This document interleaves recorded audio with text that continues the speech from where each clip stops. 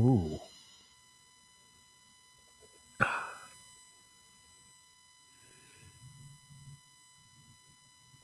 Of course, right then I start to have, a coughing attack, right? That's the time when you go live is when all the problems start. Look at that. Look at that. You can't even see through that. It's like a wall. Is that is some chewing required? That is a coffee stout tonight. Look, you can see right through mine. It's like I'm drinking water. It's like I'm drinking water. Nice. Oh, wait, I am. Hello, all. You know what?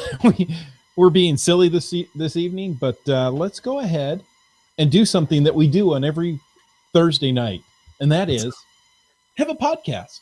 Hey, let's have a podcast. Are we adding a beer segment to Cashing in the Northwest? No, we're not. Live streaming is a fickle beast. Yes, it's very fickle. Yeah, tonight is one of those nights that we just hope everything stays running. Indeed. So, Bad Cop, before you start the audio recording, do you want to do the first two segments then? Yes. Where our other compatriot would normally jump in? Yes. Okay. As you folks may have noticed, we are at our wits' end tonight. We are at our end of wits. We have no more wits. Okay. I'll hit record and we'll start the music and off we go.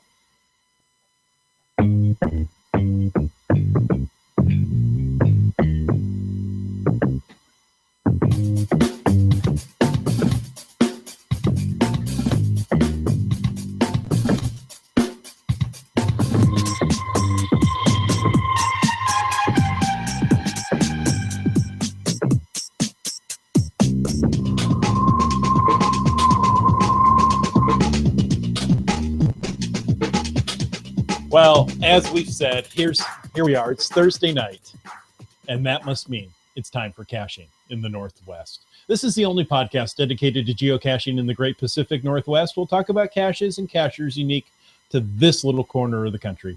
So go out and find a spot for that new event. It's time to go caching in the Northwest. And we can't talk about events unless we bring in our suppressed monkey. Some say his banana supply has hit an all-time new low. And others say it's harder for him to get attention during election years. All we know is he's called Land Monkey. Well, it may be an election year, but it is also the year of the monkey. It is the year of the monkey. Lest we forget. All right. So thank you. Thank you very much. And yes, that is me, the Land Monkey. And thank you once again, listeners and live Q&A participants and live viewers. We always love to have you guys on here, even if you do get us confused with Grey's Anatomy. And I can understand that. That's understandable. It's in the Northwest. It takes place in the Northwest. That's about all I know about Grey's Anatomy. And it's Thursday night. Unless they have a lot of shades on their windows. 50 Shades of Grey's Anatomy. Sorry. That was a bit of a stretch, that one. Sorry, okay. But hey, before we get going, let's start glowing. You know, our beloved Northwesterners, we want to hear about your favorite geocaching logs. We're calling this segment Glow, or the geocaching log of the week. Maybe you're a repressed poet or an oppressed author. Maybe it's a log you've read. What's that? Maybe you can't even speak. I can't speak. Yeah, those words are hard for me to say. But, I can write things down. Or perhaps it's a log you've read while trying to look for a clue to that tough cache. Whether it's yours or not, we want to hear about it. So send an email to feedback@cachingandw.com. Call in to 253-693-TFTC. You can read the log to us. Or you can use the voicemail tool on the website. But we want to know how you glow. All right. So we have a glow from Oregon. Now, there's an E at the end. So it's gone, not gun, Oregon. It's Oregon. Just pronouncing it the way I think it should be pronounced. Well, isn't that how the state is pronounced normally? Oregon? You get people angry if you don't say it right. And what's funny is I pronounce the Garmin GPS differently than I pronounce the state. I don't know why. Yeah. That's just silly. It is, isn't it? This one is quite a long glow. So here we go. I'm sitting at the bar of the Silverdale Red Robin, nursing a $4.88 after-tax pint. It's all well because I'm tired, cranky, and hungry after finding 37 caches in 10 hours. I order a burger, and without warning, the waitress asks me, "Do you like it pink in the middle?" Let me start over. I wake up at 5:45 a.m. to darkness. No alarm clock, no sunshine, no anything wakes me up, save the innate instinct I went to bed. With that said, I needed to get from Yelm to Bremerton by 8 a.m. and still squeeze in time to find coffee. I wake up in the spare bedroom of a house in a gated community 13 miles southeast of Yelm, Washington at 5:45 a.m. out of panic. There's something to do today. Panic. Panic because the power's out and the generator's broken and therefore there's no coffee. I buck up like a good little camper and stumble into the car blindly towards Bremerton, towards the goal, toward coffee. There will be no coffee at the Bremerton cash machine, he said in an exaggeratedly Truman-esque voice, and his prediction was right until it was too late. By 11 a.m., it was too late for coffee, for food, or anything remotely resembling fuel. Because at that point, it was still adrenaline. So we pick up the remainder of this. Oh, sorry. No, I'm jumping in too early. Sorry. Go ahead. It's okay. I moved it on you. Do I like it pink in the middle? I repeated to her inquisitively and then paused for emphasis. This poor girl, this poor Red Robin waitress had just asked me the worst possible question any relatively attractive service industry girl could conceivably ask me, ever. For just a nanosecond, I felt sorry for her. My friend pointed out that she probably has to say that to everyone who orders a burger at the bar, and that was just probably part of her job, no matter. So picking up where the bad cop left off here, the log continues. Do you, she started to feel uncomfortable in repeating it as I stared at her in utter bewilderment. Like it pink in the, middle? A bead of sweat formed on both of our brows as she asked me the second time. She was nervous because she could tell that I had been through some sort of utter and complete caching hell. And I was nervous because I knew that I hadn't seen my girlfriend in 5 days, and I was just about ready to show her my 15 pieces of flair, despite the fact that her eyebrows needed plucking. There's a reference to a particular movie there. All right. I was, at first, confused by her question. I immediately assumed that I didn't hear what I had heard. Excuse me, I asked. What about me ordering a bonsai burger did you not understand? And for a third and most embarrassing time, she asked me again in as serious of expression as she could, do you like it pink in the middle? So I used to live in Bend, Oregon. I was never popular in 6th grade, but I was odd and funny enough to get elected class president because I always had an answer for everything. Well, that, and I knew when to and when not to throw yogurt cups at stupid popular Sarah Ellis. But that's neither here nor there. The reason for this segue is because one time on the bus ride home from school, Kara Johnson asked me if I would make out with her on the walk home from the bus stop. Kara was totally hot.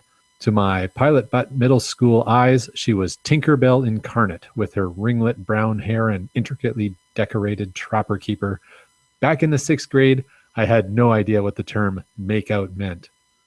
I felt incompetently stupid since then, and I don't think a day goes by that I don't think about how I totally blew it that day. If only I'd known that make out means kissing. Just think, in a perfect world, I'd probably still be making out with Kara Johnson in Bend, Oregon to this day, if it hadn't been for my lack of knowledge regarding popular terminology. So, the Red Robin waitress asked me once more, do you like it pink in the middle?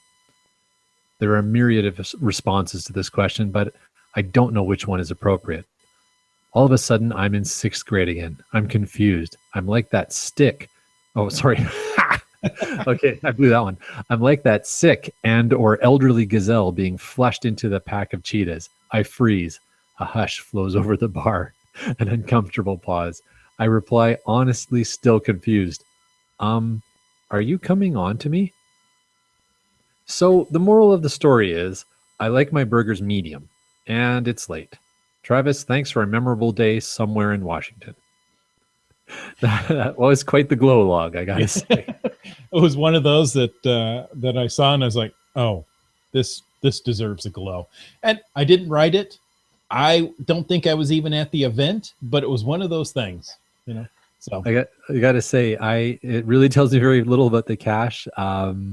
If I was looking at the cache, looking for the cache, and I pulled this up, I probably would have read through it, going, "Come on, there's got to be some information in here somewhere." Had a good chuckle, and then went, "Okay, well, that was very helpful." But it's funny. You got to give them credit for that. exactly. All right. Well, speaking of giving people credit for things, we've got a news story to share here. So why don't I just keep blabbing on? All right. From I believe it's the Everett News. All right. The headline is Everett Geocache Hunt finds explosives. This sounds awesome. I like this already. All right. Geocaching has been called the world's biggest treasure hunt. According to geocache.com, there are over 460 geocaches in the Everett area alone. Now, last weekend, a man geocaching in the Silver Lake area south of Everett located something different: 3 explosive devices. When he saw them, he did the right thing. He didn't try to pick them up or examine them, but backed away and called 911. Bomb disposal technicians from the Everett Police Department and the Snohomish County Sheriff's Office came out, made the explosives safe. I'm not sure how you do that, but anyways, and took them for further examination.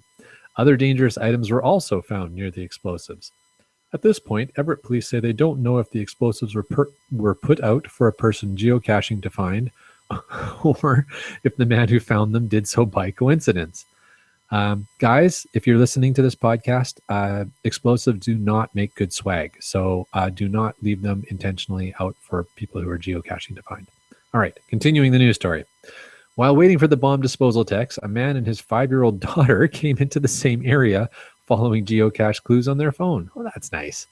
Everett police spokesman Aaron Snell tells myeverettnews.com it was fortunate the child didn't rush in and excitedly pick up the explosives or other dangerous material found nearby thinking it was a geocache. Snell says if you're geocaching and spot something unusual, do the following.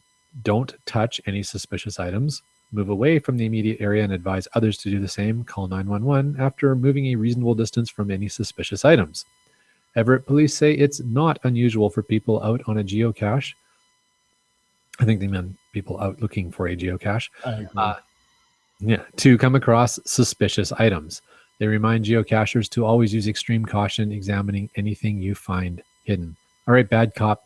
Have you ever found anything suspicious when out geocaching? I have to say there was a time I was hunting for a geocache. I got out of the car, left my family in the car. And while I was hunting around, there were bones. They were large bones. They did not look like animal bones to me. I'm like, you know what? I'm just going to get my family out of here and we'll move on to something else. So and I saw this as well. He said he saw that story on Cairo 7 this evening. So it's exactly the case. So yeah, the man found a brown paper bag with 3 tennis balls that had fuses coming out of them. So the bomb squad, I know they detonated them, but I also saw pictures of like tennis balls cut in half with powdery material in them. So I don't know if they just took, a tennis ball, filled it with black powder and a fuse, and we're going to use that as a bomb. However, the police or was a reporter said, tennis balls, animals like tennis balls, children like, the yellow ball. So they will go for these things. And they had no idea how old they were and if they were unstable. So it's a good thing nobody got hurt. Absolutely. But such an odd thing. I don't know if they're trying to get rid of some of the first to find hounds. Well, Oh, wait, that's maybe we've not cached it. around the Silver Lake area ourselves, and definitely there's lots of wooded area where you could come across stuff that maybe wasn't even intentionally left for geocachers. And a few of the caches we found there, at least in our experience, our GPS, maybe it was the tree cover, maybe it was the weather, but our GPS wasn't super accurate. So, it may not have had anything to do with geocaching, which I would suspect it doesn't have anything to do with geocaching. I find it unlikely somebody's trying to blow up geocachers. But that's it's just such an odd thing. But I think as well, it's a good reminder for us if we're hiding a cache to do our best to not make it look like a pipe bomb. Please, please don't take PVC and paint it black and close it in on each end and say that'll work. That just is not right anymore. Use a clear container that you can see through. And I understand that doesn't always work. A clear container doesn't always work. An ammo can is not a clear container, but in some areas it's very appropriate, and other places it's not. So be smart, label it well. What else can I say? I think that's pretty good. Going with the clear container or something you can see through to a point will lessen the fears of anybody who finds it. Yeah. On the topic of suspicious items found while geocaching, I have to say there's been a few times we have found bags of drugs while out geocaching. I phoned those into the police. And the most recent odd thing we found is a bag of 22 caliber bullets. That would be odd. Yeah, near a geocache. That was pretty weird. So yeah, you just never know what you're going to find out there. But I think the Everett police have some pretty good advice, and more so as geocache placers. Let's do our best to just keep the game on the up and up. Exactly. Now, we have no idea why these bombs were nearby. And, is it something that I don't know what to do with them? I'm afraid to throw them in the garbage. So let's take them into the woods and dispose of them. I don't know. Not sure why they were made in the first place. But exactly. Brylang says, label your cache on the outside. That's helpful. Exactly. You find a ammo can and you open it up and then it's labeled, on the log or inside. It's like, that doesn't do a lot of good. No, because people who aren't geocachers, they see an ammo can. If it's not labeled, even if it is labeled, sometimes they're not sure what to do with it. But at least if it's labeled on the outside, because a lot of people don't geocache, but they know what an ammo can is. So they're going to consider it a suspicious item. You're right there? And I'm doing okay. Okay. So we have trouble finding ammo cans. How does the military keep track of all theirs? That's what I want to know. Through geocaching.com. There you go. Okay. I'm going to take one more drink here. All right. Oh, there. That feels better. Hit the spot. We have some other news. Now, it's not quite the Northwest, but it's not too far off. The Visit Utah Geo Tour will lead you through Utah's spectacular scenery, rural communities, and thought-provoking cultural heritage sites. The program has 5 geocaches in each one of Utah's 29 counties. Find 3 of the 5 in each county and earn a collectible patch. Once you've earned 10 patches, you have seen some of the most spectacular scenery on the planet and qualify for Utah's official GeoCoin. Now, is it just coincidence that on a leap year in February, we have the announcement of 29 counties with 5 geocaches in each of them? Yes. Okay. I think they're very generous in this. 29 counties, 3 caches, 3 out of 5 in each county, and you only have to have 10 counties. So as little as 30 caches, you could get a GeoCoin. Are you sure? Find 3 of 5 in each county to earn a collectible patch. Once you've collected 10 patches, okay, you qualify. So that's pretty good. Yeah, I think that's very generous. Instead of finding all 150 caches.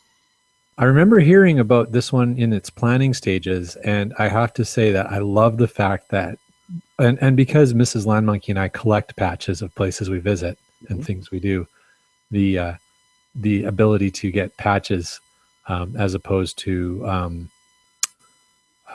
path tags or something else, which are also cool, but patches, I mean, to us, that's super cool. Patches? We don't need no stinking patches. No. It goes on to say the Utah Geo Tour was assembled by a team of Utah's most creative and passionate geocachers, which explains its wide variety of geocaches for all abilities. The GPS breadcrumb trail may take you to a location sure to take your breath away, or you may find yourself engaged in a puzzle cache in downtown Salt Lake City, or near the shore of the Great Salt Lake. Whether geocaching is your focus or a companion adventure, Utah is the complete outdoor destination. No matter where your journeys take you in Utah, you'll encounter bucket list adventures and unforgettable landscapes. No matter where you wander, you're sure to be near an official Visit Utah geocache or Geo Tour cache. Very cool. Very cool. And I think I just saw from BMARS. Yes, exactly. Go ahead. Okay, so BMARS 7391 shares on this topic. Not all the counties are finished yet. They are still being placed. There are only 97 caches published as of right now. So thank you very much, BMARS 7391. That's helpful. That is good information, yes. And by the way, thank you everyone who contributes to the Q&A. Whether we get to it in the show or we'll get to it in the aftermath, we appreciate all of you. So thank you. We sure do. We sure do. All right. Well, keeping the show moving along, Bad Cop, how has your geocaching week been, sir? Well, you know, I have to admit, the glow or the geocaching log of the week has really started to influence me. When I find one cache in a day for my 366-day challenge, I'm beginning to write a more interesting log. So, did you know that there is a 4,000 character limit to geocaching logs? I did not know that. I knew there was a limit. I did not know what the number was. Yep, I found that out this week. And thanks to Microsoft Word, I was able to pare down my log to just under that limit and still keep it interesting. So that's funny. So there you go. Yeah, I had no idea. And I thought, well, maybe with Markdown, maybe there is no limit. You could just type in, 4,000 characters. So also yesterday, I was able to meet up with John Robb of Cache at Night.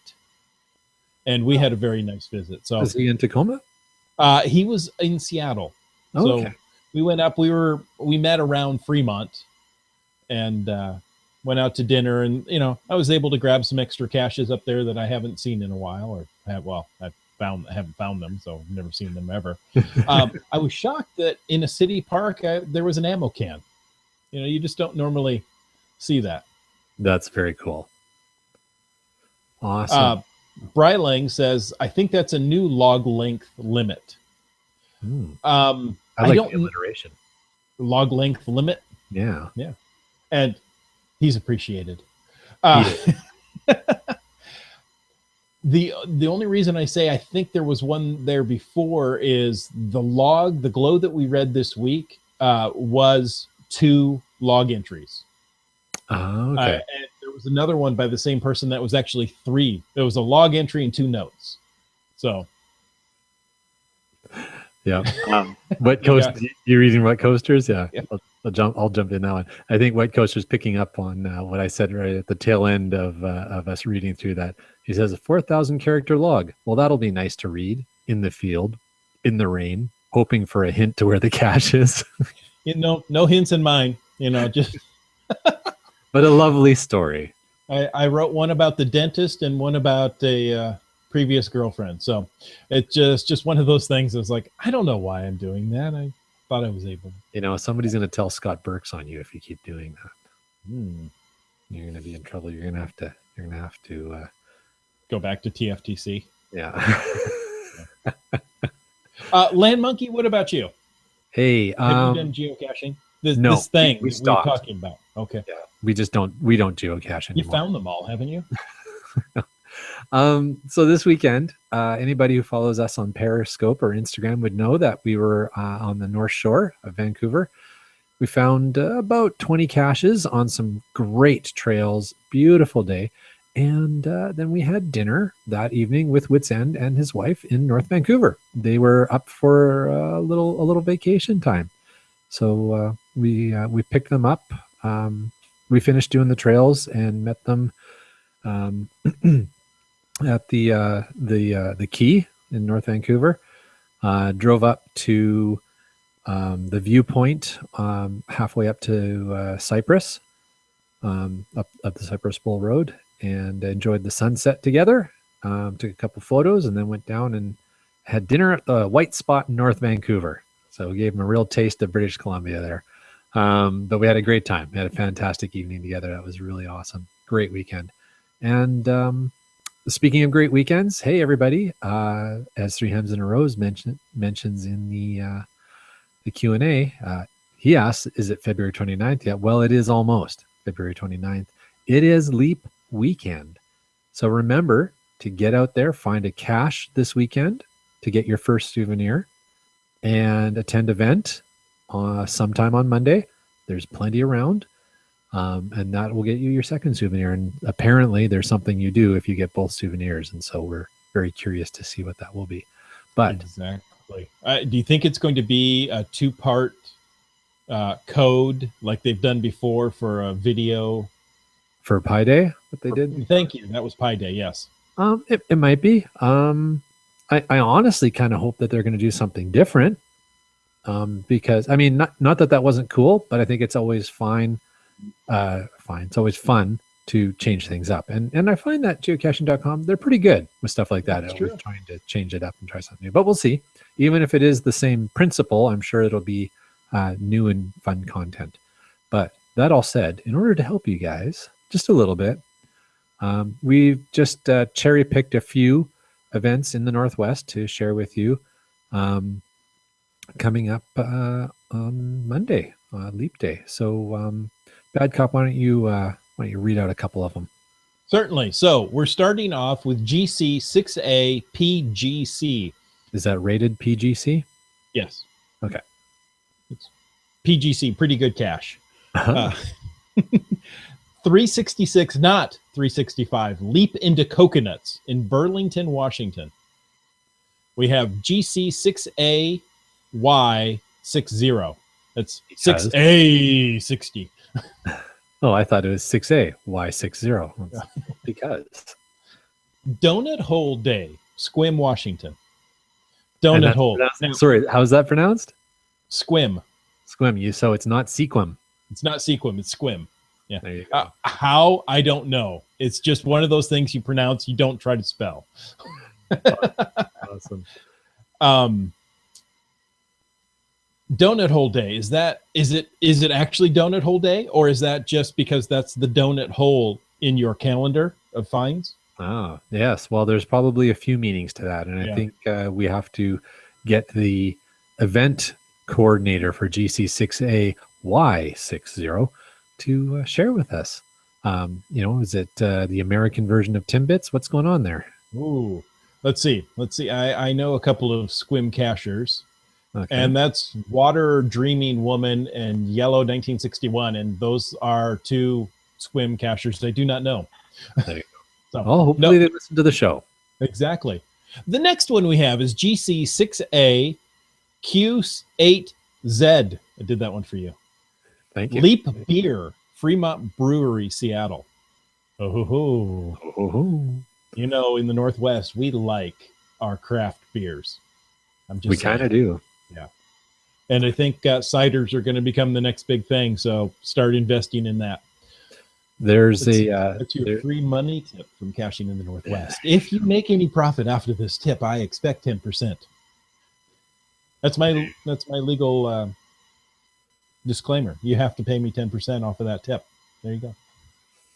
That's the tip for the tip. All right, here, I'll jump in now. Let's move up to British Columbia and talk about GC6B2E6, the Sunshine Coast Leap Year 2016 event. And that's if you happen to be in the Seashelt area. See, you got me on that one. I was going to say Schnelt. Seashelt, okay. Seashell. Yep. On the Sunshine Coast there. That would be a wonderful place to spend your leap year weekend. And you'd have to be sick on Monday and not go to work and just happen to go to that event. Right. Be on the Sunshine Coast while you're sick. There you go. I feel it coming on now. Another event. Well, hey, look at this. GC 6A 9er 3. It is 2/29/16 on 2/29/16 Tacoma. So that is in Tacoma, Washington, and that is hosted. It's a really weird name for an event. 2/29/16 on 2/29/16. Who would name an event like that? It's by our illustrious co-host Wits End. So hey, if you're in the Tacoma area, support Wits End, support Caching in the Northwest. Come on out to 2/29/16 on 2/29/16. I assume the event is going to take place at 2/29/16 p.m. So 2:30 in the afternoon. Knocking on his door at 2/29/16 in the morning. Hey, where's the event? And we're thinking, this is Wits End's first event he's hosting. Awesome. So I hosted one. He's hosting one. Now we are, event experts, of course. No, not necessarily. There you go. So yeah, we thought, well, why not do it at 2:29? That's cool. Not everybody can be there, but you know what? If you can, that's a little unique time. So where's that one going to be? That's very close to where we work. I mean, very close. We're going to walk there. It's in a city park. Downtown Tacoma area then? Yeah. The hilltop area, top of the hill of Tacoma. It's in a city park, very near the center of Tacoma. So if you're in the area, come on by. There you go. Hey, Bad Cop, if somebody didn't hear about an event in their particular area in that short little list we shared, where could they go to learn more? How can we help listeners to this show to learn more about events that might be in their local area? Well, what you need to do is you need to tell us about your event. Now, which will be too late. Don't be too late. And we're going to talk about events tonight. And how we're going to talk about some time frames, how quickly you can get them up and all that. But let us know if any of our Caching in the Northwest listeners are hosting an event, and we will mention it right here on the podcast. Now, you can call in with your very own voice and tell us all about it, because we don't often speak well. And that would be 253-693-TFTC. Use the voicemail tool on the website. Record it into your smartphone and email it to feedback@cachingandw.com. Of course, you can always send us an email. Awesome. So if someone's listening to this and it's not quite Monday yet, so they're still planning what event they're going to go to, I think there's a link that we can put in the show notes for them to go check out. Definitely. Okay.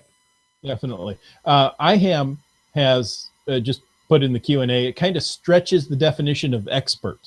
That we've hosted one event apiece. Oh dear. Be that as it may, up until January, I had hosted 0. Now I've hosted 1. Stand back. So as an expert, can you please share with the rest of us novices, if someone wants to host an event, what should they do? Where should they start? Well, if you want to organize an event, what should you provide? Okay. So first of all, you've got to find a place to host the event. It doesn't necessarily have to be a building, but you should consider the length of your event and the resources provided by that very location. So you may want to consider parking. If you're going to hold it, in Central Park in New York, there's not a lot of parking there. How are you going to get all the people in? Shelter, because you know what? We're in the Northwest. It has a good chance of raining. I thought you just said we were in New York. Well, I'm jumping all over the place. If you're in downtown Seattle, have you ever tried to park in downtown Seattle? Yes. It's terrible. You have to park 18 blocks away. By the time you get to the event, it's already over. Okay. And by the time you get to the event, you have to use the restroom. So make sure there are restrooms available. Good advice. And, we're in the Northwest. We drink a lot of coffee. That means we use the restroom more than other folks. Fair enough. Well, and the shelter aspect is also very important being in the Northwest if you're having an outdoor event for sure. Mm-hmm. A lot of parks, I would say, I was just going to jump and say a lot of parks do have shelters, but one thing you should consider, some parks, and especially I know this about the Metro Vancouver area, some parks, you have to actually rent the shelter in advance and reserve it. And if you don't, you're taking your chances that somebody else may actually have the shelter reserved when you show up for your event. Exactly. I know in my city, yes, all the park shelters are available to rent. You can work it out that if you're a nonprofit organization, perhaps you can, get it at a free or reduced cost. But there is a cost to rent a shelter. Public libraries are another good place. I can only speak for our library. I assume it's similar. And you know what happens when people assume. We can get a room at a library at no cost, but it has to be publicly available, meaning that if we hold a meeting there, the public is allowed to come into the meeting. So if it's a geocaching meeting, you could have non-geocachers come in because it is an open meeting. So say it isn't so, muggles. I would like to say that, but it is so. So what other places can we hold an event? Land Monkey, I'm going to toss that back to you. Oh, you're going to toss me that live tennis ball with a fuse in it. Yeah. Catch. I'm going to bounce it to you first. And see that's very kind. Thank you. Other places. Well, often we host events at coffee shops and restaurants. For example, we have hosted an event when we've traveled to other cities in both restaurants and coffee shops. And it's a lot of fun. And I know a lot of folks when they come to Vancouver, a lot of cachers when they come to Vancouver will host events often at coffee shops because it's easy to find them on Google Maps and it's a public place and it's easy for people to get to. So that's always a good idea. Again, outdoors, I mean, technically you could host an event at a trailhead, but I'm not sure. Sometimes the rules are a little funny that way. And I think maybe we can lean on any reviewers who happen to be watching the show live and maybe want to weigh in on that one. You cannot host an event for the purpose of going on a geocaching hike. Exactly. Going after any particular cache, but I don't see why you could. Or a commercial event. Or a commercial event, absolutely. Right. So you can't have it, for the opening of your new store or to sell your CD. Yes. Brylang has a good statement here in the Q&A. It says, how to find events near you? Click on the Search Now button. The Search Now button on the Celebrate with Friends on geocaching.com. So go to the search page, search Celebrate with Friends. It's a great tip. Thanks. I should have thought of that. But that's why we have the Q&A, to have people help us. There you go. We need all the help we can get. Oh, you better believe it. So those are some things. Yet restaurants, they often have meeting rooms available. Sometimes you have to say, yes, we're going to have X number of people that will provide, $50 or $100 worth of food in order to reserve the room. So there are different things. We'll talk about that in a little bit. Yeah, and if you're really brave, you can host a geocaching event in your living room. Yeah, exactly. You could have it on your property. All right. So, do we want to keep moving on here? B Pendragon says this is also why you don't talk about budgets for conventions when meeting is at the library. King County is the same way as Tacoma. So interesting. Yeah. There you go. So another question that people should be considering is what time frames do they need to be aware of if they're planning an event? And the most important one is that you need to have your event posted and approved. Well, at least posted. I don't think it has to be approved by, but you definitely have to submit your event no less than 2 weeks prior to the date of the event. And That's the rule, and I think it's a really fair rule because it gives people time to be aware of the event and make plans to attend. Um, so that's something you have to keep in mind. So you have to be thinking 2 weeks out, at least 2 weeks out. I would suggest a month out.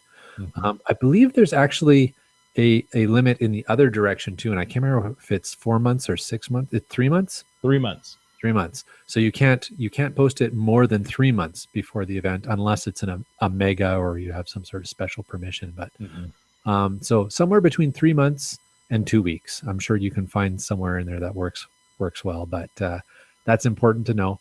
And another important fact to always remember is that events must be at least 30 minutes long. That's a relatively recent change, in the 15-year lifespan of geocaching. That's been in the last year or so that they've made it 30 minutes long. Brylang agrees with us on that. He says events are held at posted coordinates and have a start time and end time, and last at least 30 minutes. So you can't jump all over the place, he says. Right. Well, and Brylang will know. So Yes. he is So authoritative on that matter. exactly. You can't have a progressive event, like a progressive dinner. We're going to go here, here, here. So, and, events also cannot be stacked. That was a change Right. made relatively recently. I want to say a year, maybe a year or two. That's about right. Yeah. So you have to have them a distance apart and some time apart. You can't go from one to the next, to the next, to the next. Absolutely. So some other ideas about planning an event. Pick a theme. Come up with something to make the event fun, interesting. Encourage people to, let's say, show up in 70s clothing. Maybe for whatever reason, the theme of the event is the color purple, either the book or the movie or just the color.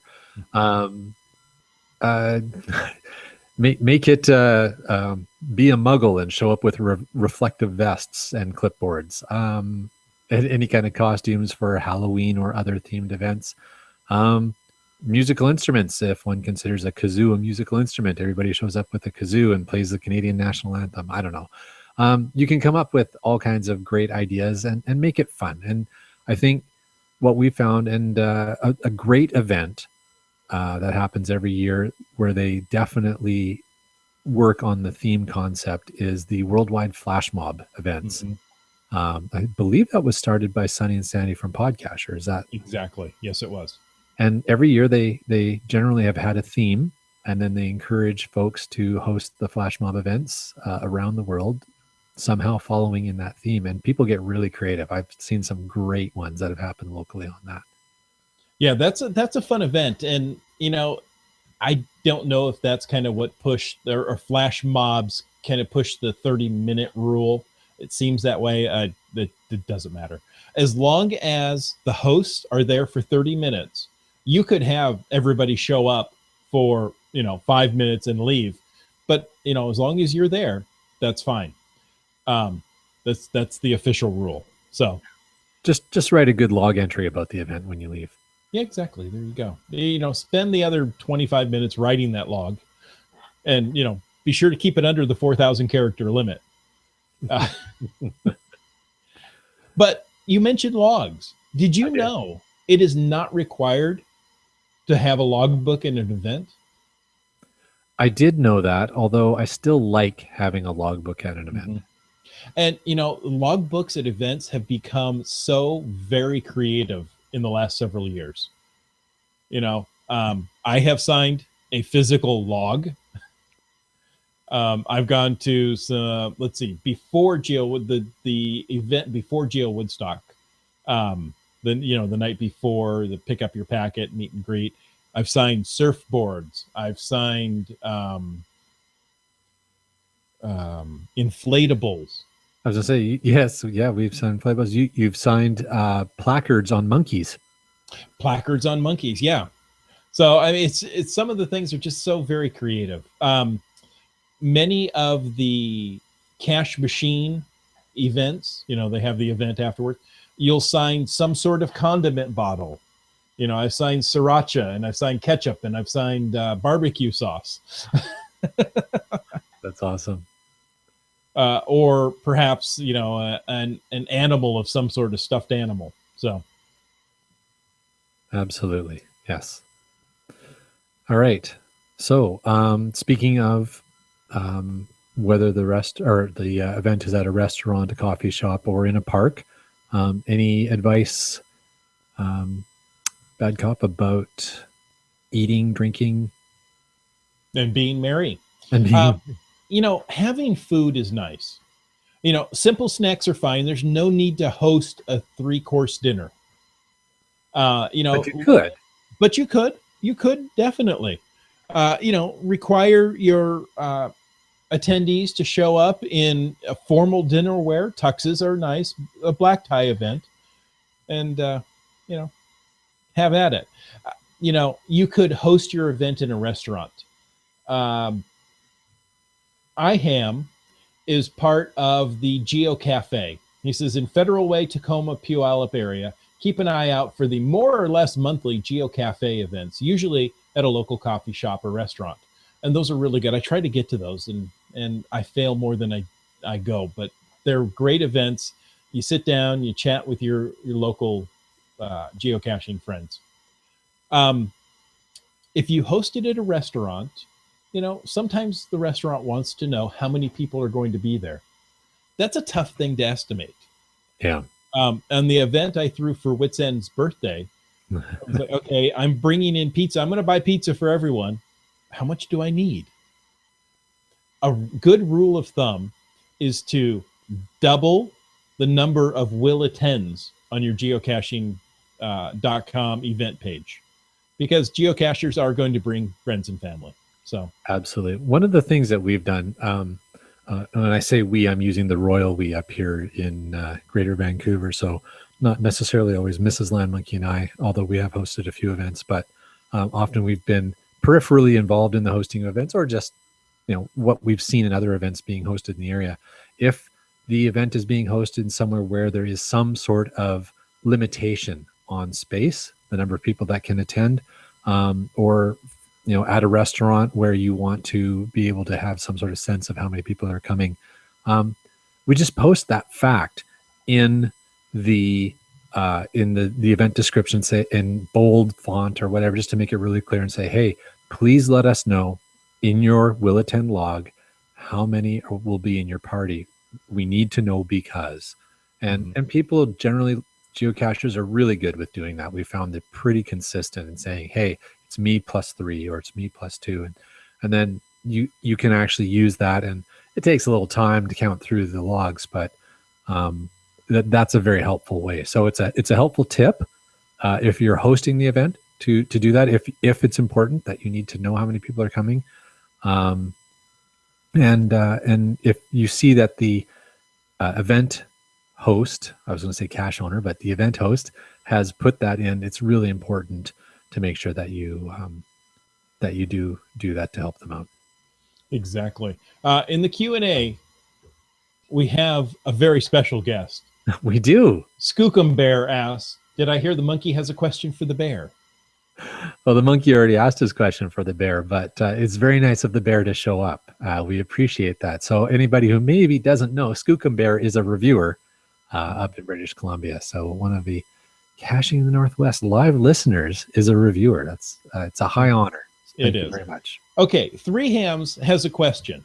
He says, can an event be held inside a venue that has an admission price being collected for a third party, for example, inside a museum, or would this be supporting a business? Ooh, Skookum Bear. That's a Skookum Bear. So we'll wait for Skookum Bear to answer that while we keep moving on. Speaking of food, Dora Moore, I'm sorry, this is very funny. In order to get your will attends, threaten cashers with no ice cream if they don't post a will attend. It works wonders. It does. It worked last summer at our big summer event that Dora Moore works so hard to put on every year, the Metro Vancouver Geocaching Summer Games, which will be happening again this summer. We'll have much more information. Maybe we'll even have Dora Moore come back on the show again to talk about that event as the planning goes forwards. That's very good. So you could use your will attends like a list of names, and I'm sorry, a reservation list. And I'm sorry you're not on the list. No ice cream. No ice cream for you. Skookum Bear is answered. Hey, Skookum Bear, thank you. 3 hams. If you're paying for a meeting space somewhere, you can charge a fee to cover your cost. Okay. So I think that answers part of the question, but I think the other part of the question was, what if it's a like Science World or somewhere where people need to come in and there is a fee just to enter? The fee is going to a third party though. The cache or the event host isn't collecting that fee. So I went to an official geocaching event at the Museum of Flight. Okay. I had to pay a ticket to enter. And this was, official geocaching. They were showing, or they were announcing the winner of the geocache creation contest for the Museum of Flight. There was a fee to enter. So as long as you're clear in the event description that there's a fee for the location? So Wet Coaster says there was an event at Edmonton that was held at the area of the T World of Science. He's being very careful not to mention a product or company name. Okay, good. So that part was free. To do the GPS maze, you had to pay an admission fee. So in order to get a geocache find, you did have to pay a fee for the GPS maze. It didn't matter where it was. Yep. So that's interesting. Yeah, it is. Let's see. All right. Okay. So we talked about food. We talked about we talked about will attends. Okay. Yeah, so exactly. Picking that back up. Sorry, we got distracted by the Q&A. We were enjoying the conversation there, you guys. Thank you. Another idea at your event, we alluded to this a little bit, talking about the Metro Vancouver geocaching summer games, and you don't necessarily need to go to that length, although all the cachers in your area and beyond will appreciate it if you do. However, and once you do, there is no turning back. It's just going to grow on you. It's going to snowball. But hey, consider games that everyone will enjoy. And that can range from, we've been to caching events where there's like the White Elephant gift exchange. We've been to events where there's been just various board games brought in out to play. Look at Lisa does that at least annually at the Cache Cave. Thanksgiving? I believe it's a U.S. Thanksgiving event. Yeah. I'm sorry, U.S. Thanksgiving. You're correct. And, even a simple raffle is something entertaining that all people enjoy. So, you don't have to have games, but, it kind of goes with the theme. Choose some games, choose something that will keep your attendees interested, occupied. Sorry, I just noticed a Q&A from Wet Coaster that made me laugh. It's, when have either of you... Oh, it popped away. Oh, it's because you're bringing it up. One moment, please. This Q&A is important to me. Where did it go? Oh, okay, there it is. When have either of you, and I believe this is addressed to you and I, sir, only spent 5 minutes at an event? As a bad cop did make a comment earlier about, you only need to stay for 5 minutes. Well, that's the idea. You could only stay for 5 minutes. I'm not saying we did, but you could. I don't think that's ever happened for the monkeys. I actually want to say I did one time. It was, okay, Geo Coin Fest after Geo Woodstock here in Seattle. I had to wait in line to sign the log. So maybe I was there more than 5 minutes. But to get in, sign the log, I walked in there, I go, are you kidding me? It was a large room, but incredibly packed. Everybody's like, okay, I'm done. I'm not doing geocoins. I'm walking out of here. So I went and signed the log and left.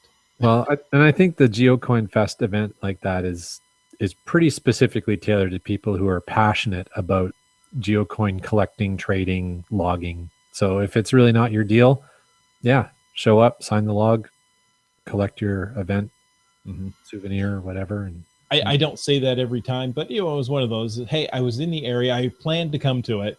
I looked at it and go, I'm going to turn around and go find some caches, which, meant lining up with all the other cachers and just handing the log down the line.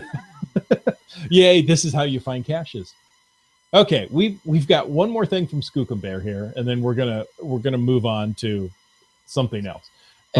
He says, as long, or they say, we don't know who Skookumbear is, as long as you're not promoting the business in question on your cache page, you shouldn't have a problem with an event charging an admission fee, as long as the fee is to cover legitimate costs of the event.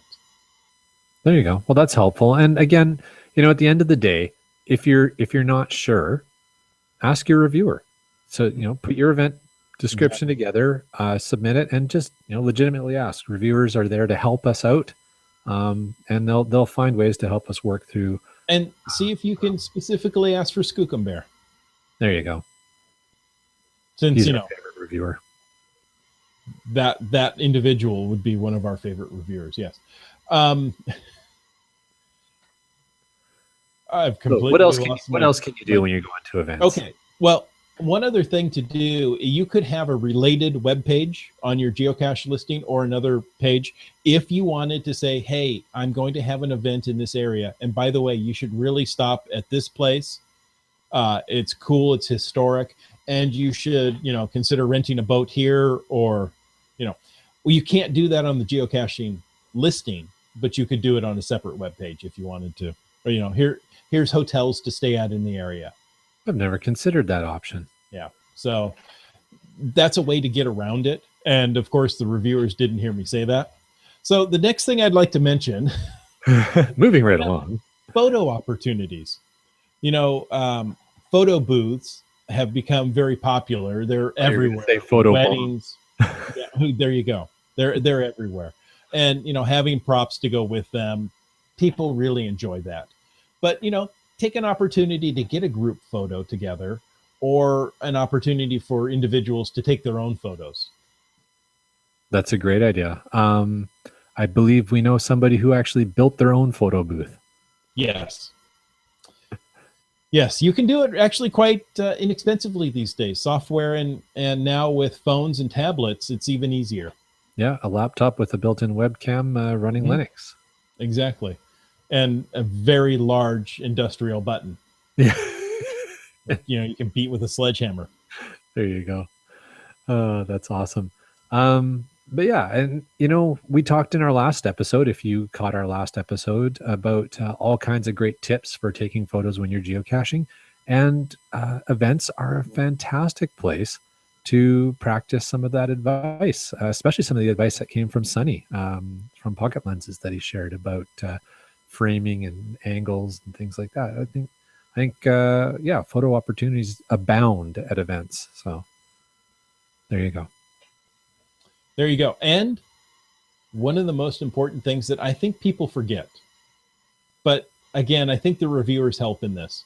Once the event is over, the event cache should be archived by the organizer within 4 weeks.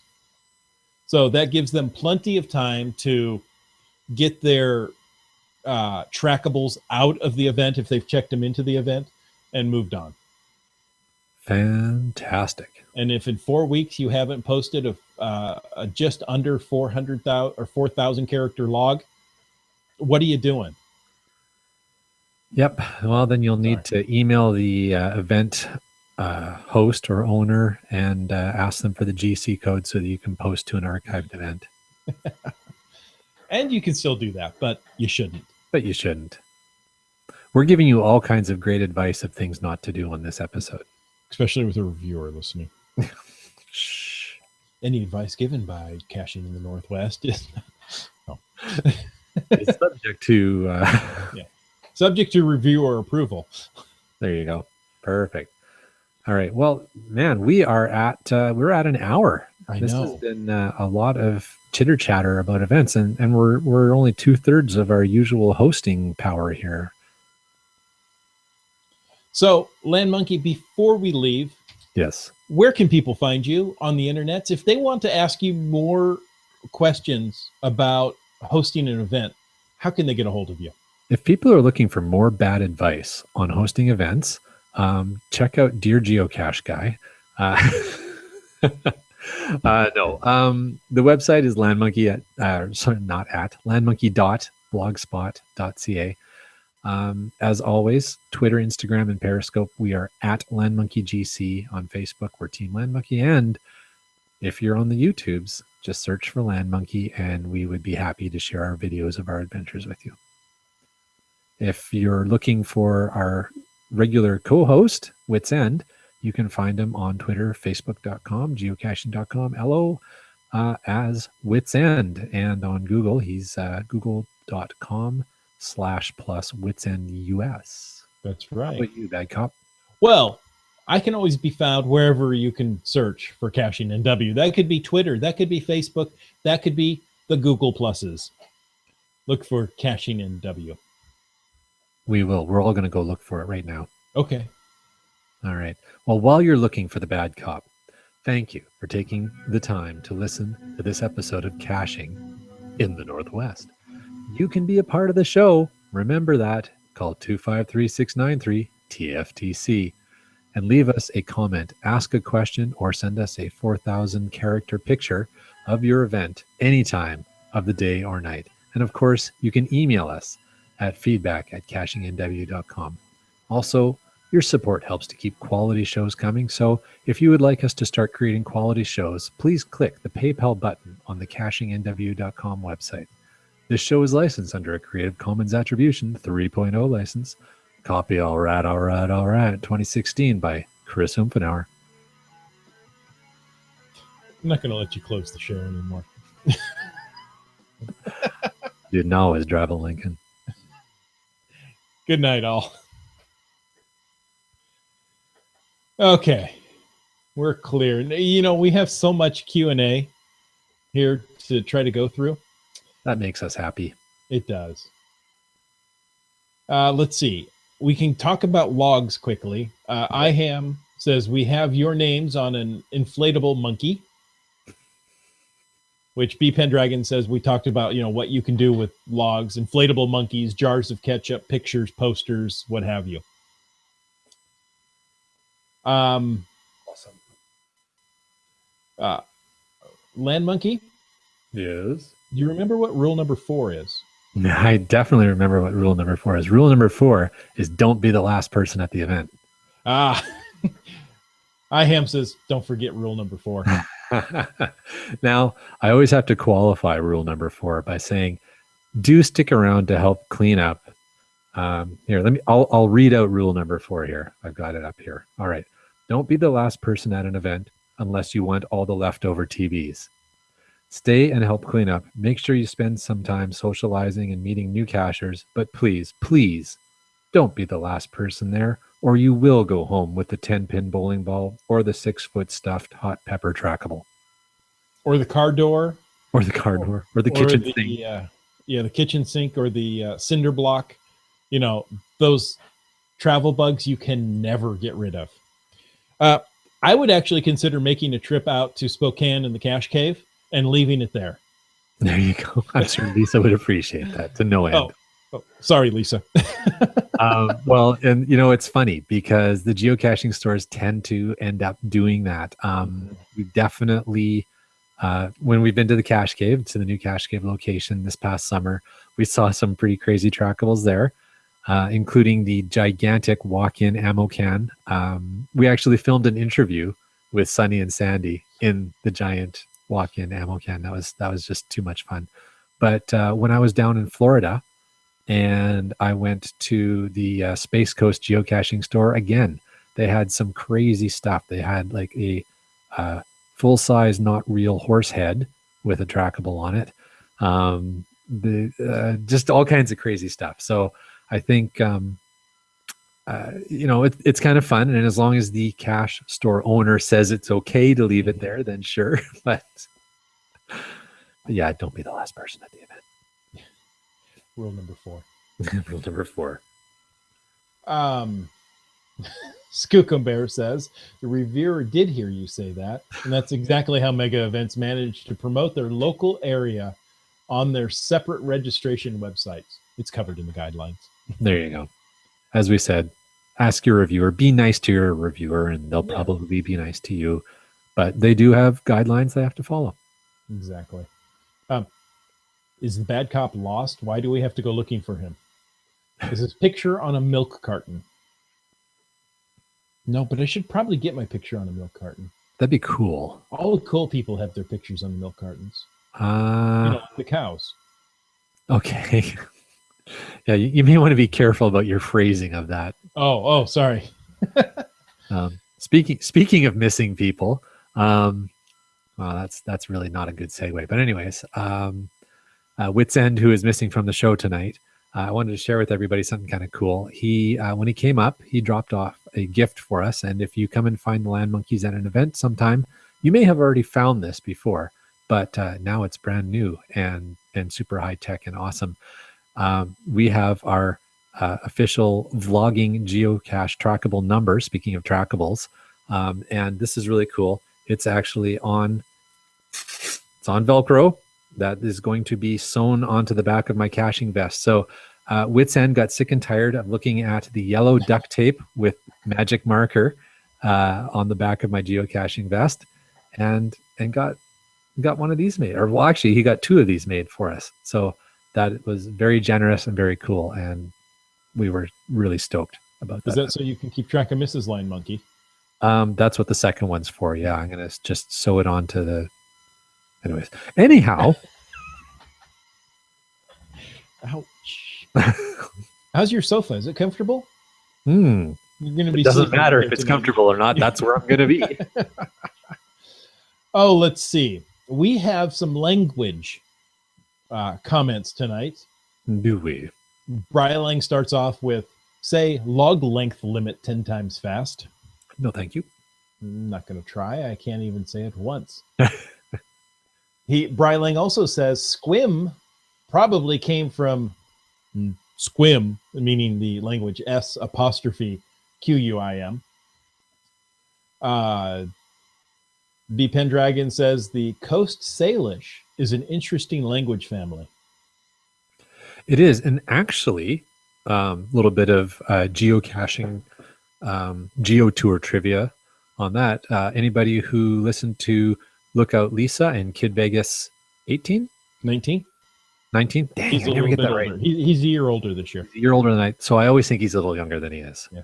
Okay. But they were on Geo Gearheads a week ago. I believe so. Last week. And we're talking about their geo tour, and the Coast Salish language came up because one of the caches on their geo tour is just outside of a Coast Salish language school. And there's Salish on the geocoin. Yes, there is. I have one of those geocoins somewhere. So it's very nicely done. It is. So there you go. So thank you very much, B Pendragon. And Sea Schlet? No? Seashelt. Sea Shelt. I'm not going to... Yeah, I'll do squim. You do Sea Shelt, okay? You got it. Okay. Again, probably Coast Salish. And, we added extra vowels to work with the American, or work with the English language. English tongue, yeah. There you go. So one of the most interesting ones, and I will put this into the show notes, is BMars7391 says, here's a link for my bookmark list to the Utah Geo Tour caches. So he gives that address there. Cool. Thank you, BMars. So I'll make sure that goes into the show notes, and everybody can start using BMars' wonderful bookmark list of Utah Geo Tour caches. Way to contribute to the geocaching community. Hoorah. That probably sounded way more sarcastic than it was intended. That actually wasn't intended to be sarcastic at all. I was very sincere by saying way to contribute to the geocaching community. But by 10 p.m. at night, I just sound sarcastic no matter what I say. Everything sarcastic, yeah. So B Pendragon wants to know what the exchange rate is of American bananas to Canadian bananas. Everything sarcastic. Everything's a quip when it's after 10. Everything sarcastic. And I'll say it again. See, now it's one of those endless songs. Hey. Everything sarcastic. This should be our new closing music. Everything's equipped when it's way past 10. All right. So you don't know what the exchange rate is between American and Canadian bananas? It varies. I could look it up. I just don't happen to know off the top of my head. Okay. And IAM says, Are you saying we're rounding to the nearest vowel when trying to pronounce Salish? And I really think that's the case. Yes. I think it's the nearest consonant, but yeah, I would agree. Oh boy, you've got songs in people's heads now. Dragon simply says no, no, no. Everything says, no singing. Is that like GCD? No, I'm going to let that play for a while. That's all right. Now I've got something that I can actually record that, and we can have that as audio going forward. Yeah. Okay. So now, and every event I show up at, that's gonna be my that'll be your entrance music. You just have to walk in with a boombox. Yeah. Now, are you guys saying no to making that our new closing music, or do you just want music without words? Yeah. You know what? I don't know if it matters. It's my show. I was just going to say, does it matter?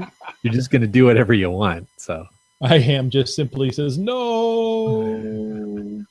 Too late. It's in your head now. Yep. The very start, I said, it's Thursday night. You know what that means? To which I to do something evil to your brain. Grey's Anatomy? No, IAM. No. Here, 3Ham says the Spokane geocoin reads something in Salish. Spokane. Which I believe is, yeah, exactly. There you go. But I mean, it almost sounds Italian when I look at it. SP apostrophe Q apostrophe N apostrophe I. I want to say spicchini. Spicchini. Hey, I like it for your spicchini, huh? With your hands up. The hands. Hey, what are you talking about? You make it a good spicchini. Where's the mama's spicchini tonight, huh? All right.